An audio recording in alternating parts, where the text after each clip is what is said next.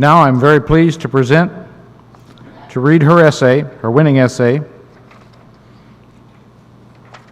And I'm going to have to go back and find out, what post do you represent? Ohio? Yes, post. 3297. Post 3297 from the Department of Ohio. I apologize for that. Our first place Voice of Democracy winner, Madison Mullen.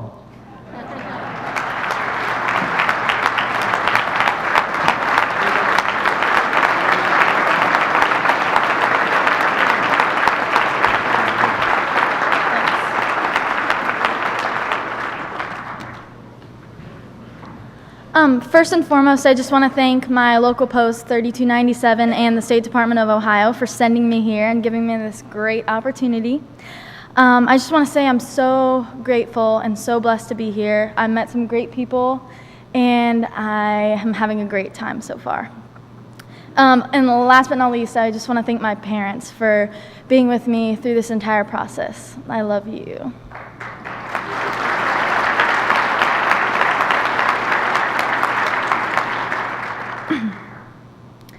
On June 25th, 2009, the king of pop, Michael Jackson, was pronounced dead at the UCLA Medical Center in Los Angeles. Over 31 million Americans watched as he was buried on July 7th.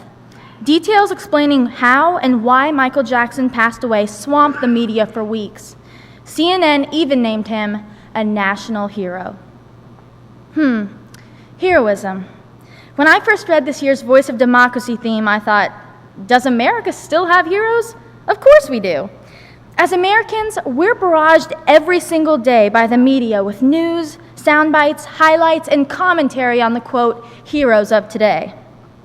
Considering the media coverage, lucrative dollars we pay our movie actors, musicians, and athletes, one would have to assume there are heroes, right? Now, I have to admit, that was my initial reaction. But after turning off of the TV, silencing my iPod, logging off of the internet, and truly pondering this year's theme, I've reached a different conclusion. Webster defines a hero as a person who, in the opinion of others, has distinguishable courage, admiration, and has performed a heroic act. A simple Google search brought up more than 1,000 websites listing similar qualities of a hero. From these sources, I've personally adopted the 5 essential qualities of heroism: service, conviction, selflessness, bravery, and sacrifice. All powerful character traits that capture the true meaning of heroism. Now, if these are the right qualities, America needs to wake up and seriously reevaluate who we label as heroes. I'll give you that Michael Jackson was a multi-talented entertainer, but the media circus following his death made him look like the hero of all heroes. The truth is, he and hundreds of other singers, actors, and athletes simply don't measure up to these heroic standards. Where's the conviction? Where is the selflessness? So if Michael Jackson, one of the most famous performers of all time, isn't a true hero, then who is? First, let's look in our own communities. I know a local physician who started a non-profit clinic in Honduras to provide free health care for the desperately poor. That's service. Or my friend, a commercial pilot, who left his secure, high-paying pilot position to fly food and necessities in the third world countries. That's selflessness. These men had convictions and made huge sacrifices to make a difference in the lives of others. These men are true heroes. Now, don't get me wrong. Heroes can and often do become famous, like Neil Armstrong or Martin Luther King Jr. Their accomplishments are historic and inspire many, but I think that the heroes that touch our hearts and impact us the most are the ones living down the street, working in the cubicle next to you, or sitting in front of you in the drive-thru.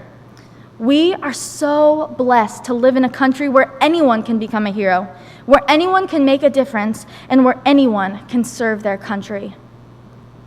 That brings us to our final heroes of today, our U.S. military. We currently have so many American servicemen and women serving around the globe, all in the name of justice and freedom. People are aware of their service and sacrifice, but do we truly appreciate their heroism? Not enough. Not nearly enough. So back to my original question. Does America still have heroes? My answer remains the same. Yes. However, they're not the stars on TV or movies we watch. The true heroes are the people around us who selflessly serve others, make sacrifices with conviction, and even sacrifice their lives for others. On that same June 25th, 2009, when Michael Jackson passed away, insurgents attacked an outpost in Afghanistan using a small army of explosives. Both Lieutenants Brian Bradshaw and Aaron Fairbairn fought to the very end and gave their lives in service for their country. No headlines, no TV, no web coverage. So despite the crowd at Michael Jackson's funeral days later chanting, "Thank you, Michael," wouldn't it be more appropriate and powerful for all of us to join with Brian and Aaron's families in prayerfully whispering, "Thank you, Brian. Thank you, Aaron." Both of their Medal of Honor citations called them fearless, daring, and heroic. Yes, America still has heroes. Thank you.